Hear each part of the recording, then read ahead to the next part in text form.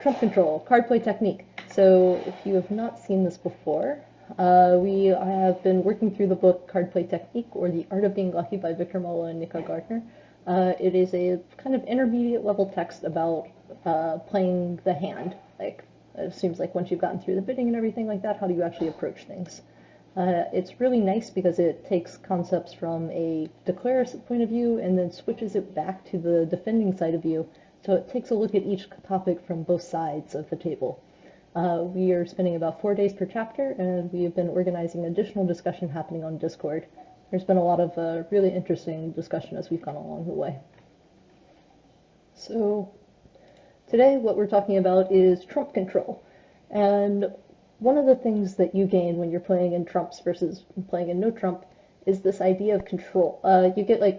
You don't have control in just by your high cards. You also get to gain control over suits using your trumps. So this hand is a pretty extreme example of this.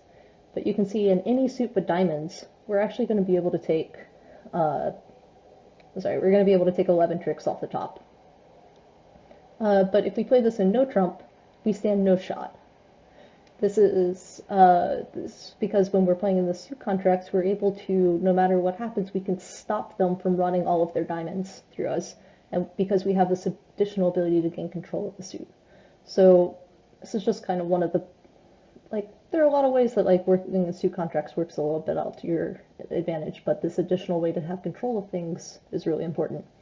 But because we have this additional way of having control, we need to maintain it. We need to make sure that we are not giving it up in situations that's going to enable the opponents to take advantage of it. So there are a lot of things that go along with this. So let's just start by talking about your basic shape. This is another example of a hand. So let's first take a look at this hand if we were playing it in spades. So if we take a quick look, our spade shape is 5-3. And it doesn't look like we have any heart losers, no spade losers, but we have a diamond loser and a club loser. There's not really anything that we can do to get rid of that. But if we take a look at this hand in hearts, where our trump shape is 4-4, we actually have something a little bit different happen. We still have no spade losers and no heart losers, but now we're able to actually get rid of one of those diamond or club losers. It's up to us. And that's because we have this additional long suit that we can use to get rid of some of these bad suits, some of these losers that we have already. So we're able to maintain control of the trumps, and then also be able to gain control of these things, and we're maintaining control of the suits and find extra roughing value in these suits that we wouldn't have otherwise.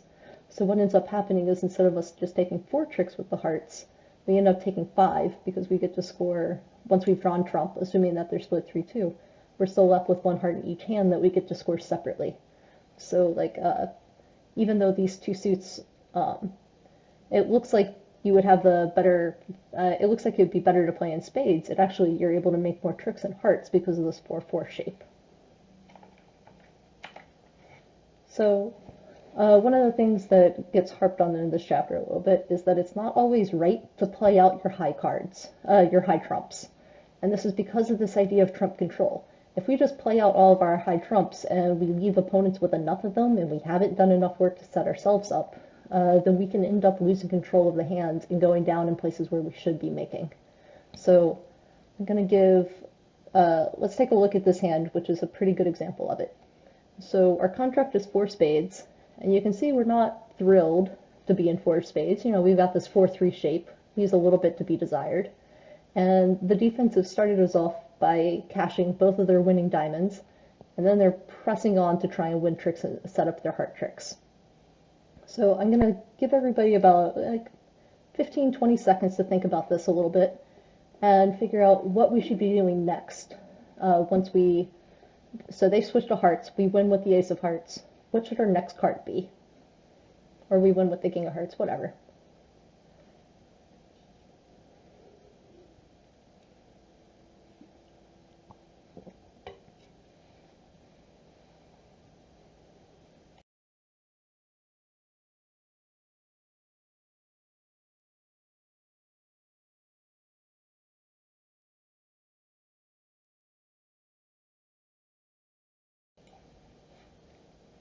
Okay, I don't want to spend too much time belaboring this point because I've kind of given the answer out above, which is that our first round of the very first thing we should be doing is playing a low spade.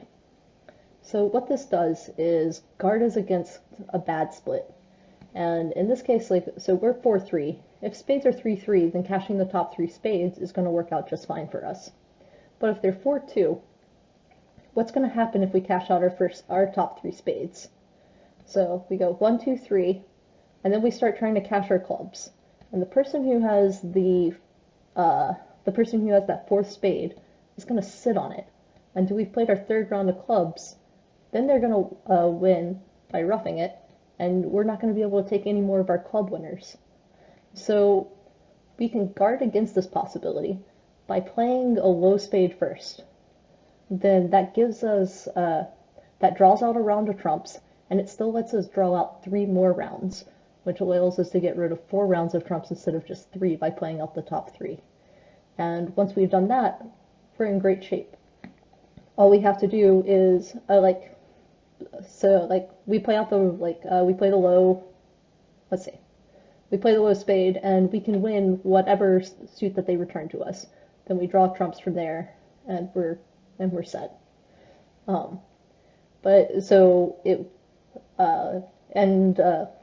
The last point I wanted to make about this hand is that you're much more likely to see that 4-2 split than you are the 3-3 split. The 4-2 split happens about 49% of the time compared to 35% of the time for 3-3. But if you duck that first round of tricks, now you're able to win both possibilities instead of just the 3-3. That increases your chances of success dramatically. This does have a cost. Like if you're playing at match points, you are giving up if they are split 3-3, you'd be able to take an additional trick here. But by ducking that round of spades, you are giving up a guaranteed loser. So you're losing an over trick, but you're guaranteeing the contract. And I think that's probably the better play in the long run. This is a good example of a safety play. So one of the last examples they talked about here is this idea that your roughs are not only good for roughing. Your trumps are not only good for roughing. Like if you're able to rough with a trump, that is going to be worth exactly 1 trick. But as we saw in this previous hand here, you have this long suit that you'd like to get access to. If you can make sure that you have access to that, you're going to be able to gain lots of more tricks than just that one by roughing the trump that one time. And this hand is a really good example of that. So we're looking at a 4-spade contract again. Excuse me. And the defense is starting by leading a heart. And so North leads a heart. And South comes up with the ace. Then South is going to play a trump back to us. What does our next play need to be? What card are we going to play? Do we want to win in the declaring hand in West, or do we want to win in the dummy in East? And then what card do we want to play after that? Give everybody a little bit of time to think about this. But again, we've kind of the slide that we're on is kind of giving away the general strategy.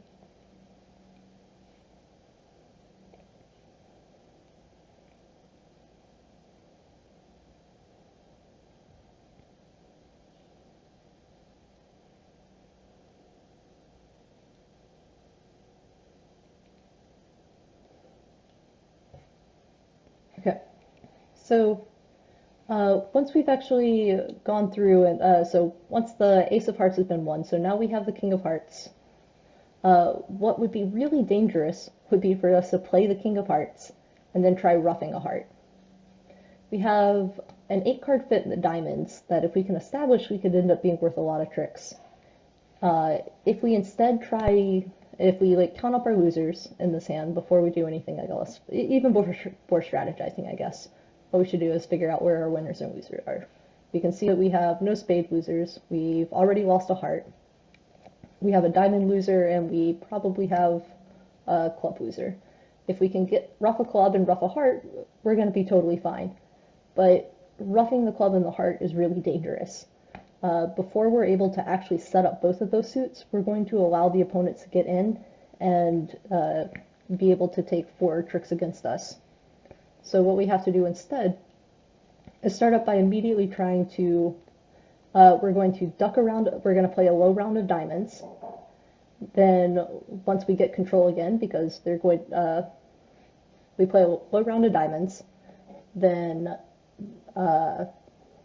they'll probably lead back another heart because they're trying to, or they'll probably lead back another trump because they're trying to prevent us from doing what we're doing. We win that one again, then we're able to, what have I done here? Sorry, this hand, let me figure out what I'm doing. North leads the heart, south leads the heart, they play back the trump. Then I think what we want to be doing is we want to set up our diamonds,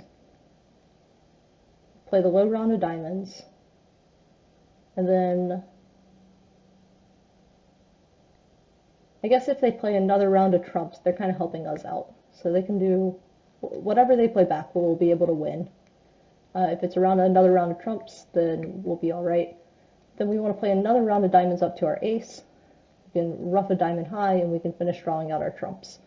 At that point, we can make sure that we are leaving an entry into dummy with the 10 of spades, and that can get us back to all of these diamond winners that we managed to set up. I didn't do the best job of explaining this one, but what you want to be doing is looking for opportunities to set up long suits, not just necessarily looking for the easy way out with a couple of roughs. In this particular situation, taking the roughs is going to lead, trying to set yourself up to take 2 roughs is going to cut yourself off from dummy. It's going to lead to you ultimately going down in the contract. Let's see. Well, we've talked about a few of those things. Let's look at a couple of example problems. So we are here in a 6-spade contract with West of the Declare, and North has led a heart against us. So we play the queen from dummy, South plays the king, and we win with the ace of hearts in West. So what's our plan? What are we going to be doing from here? I'm going to give everybody about 30 seconds to think about this, and then we will discuss what we should do.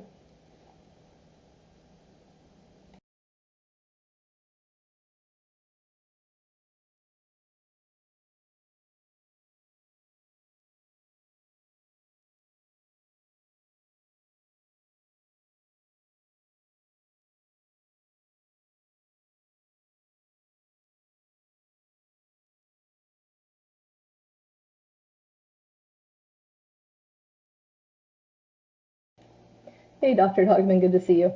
Yeah, I've wanted to switch things up a little bit and see how it works if we talk about things and then look for opportunities to apply these techniques, rather than leaving this for the very end where we then just kind of call it a day.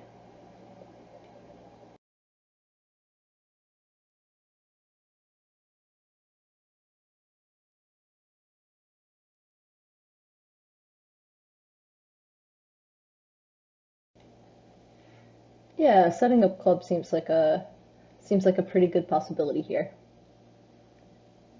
Yeah, I think you're kind of nailing this on the head. If we want to make sure that we're leaving ourselves the possibility to get access to these long suit, this is very similar to that last example we were just talking about. So once we win in the hearts, what we need to do is try and immediately start attacking that club suit. It's a little bit hard to count on here, but we do have an 8-card fit in clubs. So if the clubs split 3-2, we can set this up relatively easily. So our first plan should be to play the club to the ace. Then we're going to go ahead and play low club, and we need to make sure that we ruff high here. Then that means that we've played 2 rounds of clubs already.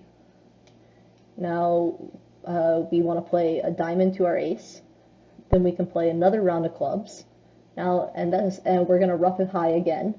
This is our 3rd round of clubs drawn, and if they split 3-2, the rest of our clubs are now set up, and we should be able to take them as winners. So we've spent two of our trumps roughing clubs, and now we can spend, if the spades also split 3-2, we can draw the rest of the trumps with the queen, the jack, and then we can use the 5 to the 10 to draw the last round of trumps and get ourselves access back to all of those club winners we just set up.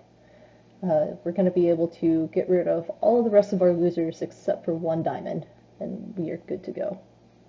So this is a very good example of how we can use the like a long suit. If we can manage to set up a long suit for ourselves, then we can use our trumps as entries to that long suit rather than just using them as a ruff. Categorize this as a dummy reversal. I don't know if this is quite a dummy reversal because we're not actually drawing the trumps with dummy. We're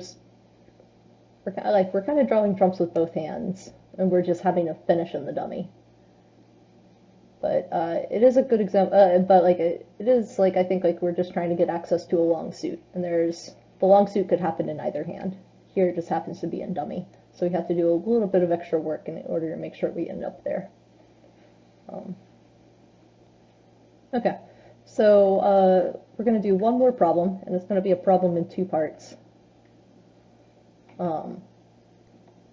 And this is not a problem from card play technique. I found an article from Richard Pavlik called Trump Control.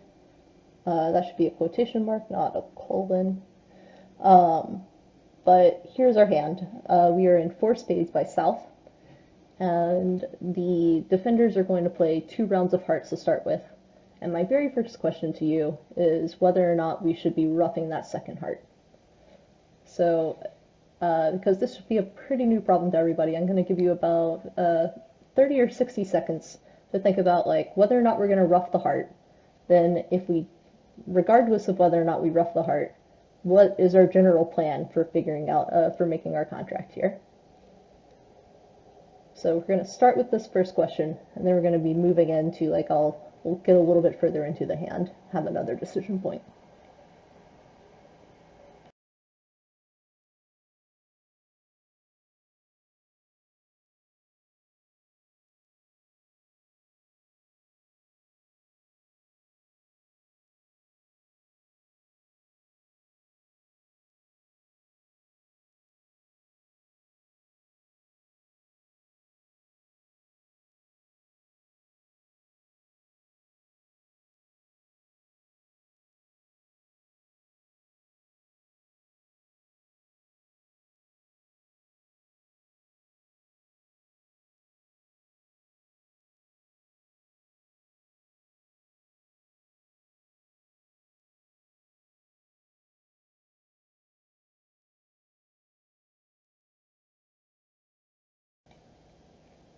Okay, so what do we think? Should we be roughing this second heart or not? Let's try and take stock of our hand. We can see that we're off the ace of trumps. That's a guaranteed loser. Okay, I see 1 vote for roughing the second heart. We've already lost a heart. We've lost a spade. Then I see another danger point for this hand, which is if we look at our club suit, we're missing the king of clubs. We might be able to finesse that, and if we are, great. But if that spade finesse is offside and we don't rough the second heart, we're going to be in real trouble. So I think like we definitely have to rough here. So at this point, we've managed to spend one of our trumps in order to take care of the fact that I have so many hearts against us. So let's take a look a little bit further into the hand, figure out where we're going from here. So, hey, return. Oh, sorry. Yeah, I've switched it up a little bit today. I wanted to try and like discuss the concepts and then move into trying playing some boards where we might be able to find some examples. Sorry, sorry you got here a little bit late. I know this is the first time you were getting to tune in for the discussion. You are here just in time for our second problem. So I'd given everybody this hand, and my first question to everybody was whether or not we needed to ruff the second heart that the declarers are leading. And it looks like everybody is coming to the right conclusion here, which is that we have to. There's nothing that we can gain by really discarding, and we can't afford to take a second loser here when we don't have to. So we roughed their heart, and then we started trying to draw trumps. We led a spade up to our king, and it held. So then we played a low card back to our 10, and West won.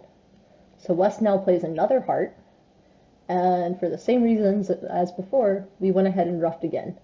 So the board states now this. There's still one more trump out there. So they're 3-2. Everything's followed so far, but we know there's one left. So the big question is, do we go ahead and draw the last trump, or do we do something else?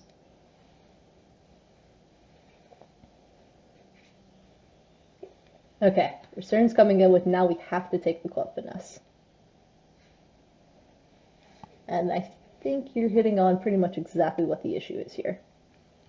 And this is something that I do, this is a mistake I make all the time. This is what I really appreciate about this chapter.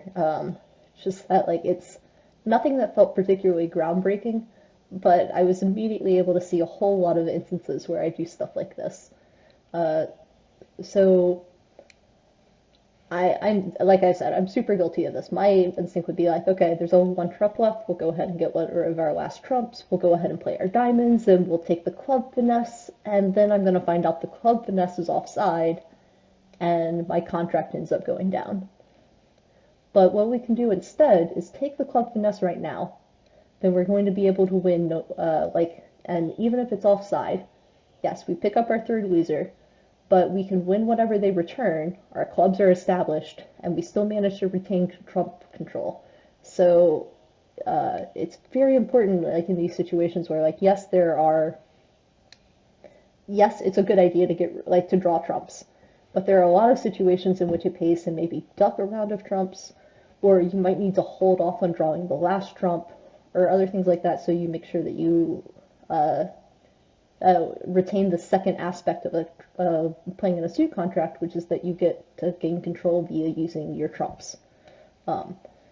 If we go ahead and draw our last round of trumps right now, we've essentially just made this into a no-trump contract, and we're not ready to play a no-trump contract. So we need to... yeah, Recern's also bringing up a good point.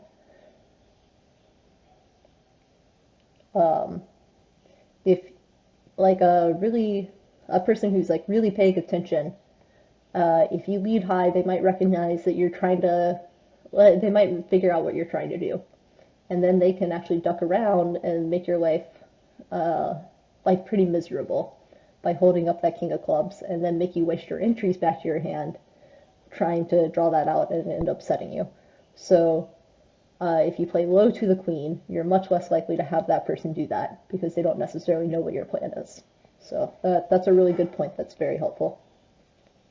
So this is what we're going to be. I'm going to try and play in my Survivor Challenge now. And I'm not going to get to just, I'm going to be looking for these opportunities and discussing them if they come up, but I can't get any feedback because it is a challenge and it's supposed to be competitive. So I am going to have to kind of shut down the chat feedback while I'm doing this. But this was I think a really useful chapter for me in particular because it makes me more cognizant of these situations that I have to be aware of, like retaining trump control. It's not always right for me to just go ahead and draw all the trumps if it means that I'm going to, if I'm going to be ending up in a situation where opponents can then just take advantage of that and start running back all those hearts that they've managed to set up. So I think this is, there's a lot of good information in here, so I highly recommend checking out the chapter where they're talking about this in a little bit more detail.